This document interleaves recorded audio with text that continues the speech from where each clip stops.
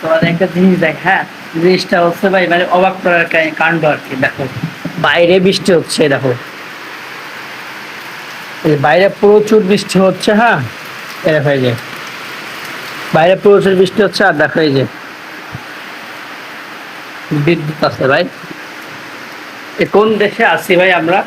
আর main বিষয় ভাই দেশে থাকার বিষয় না, মেন বিষয় হচ্ছে কি, এই যে ভাই বৃষ্টির ভিতরে কি সুন্দর, মনে করো যে কারেন্ট আছে বাবা, ফ্যান লাইট সব চলতেছে।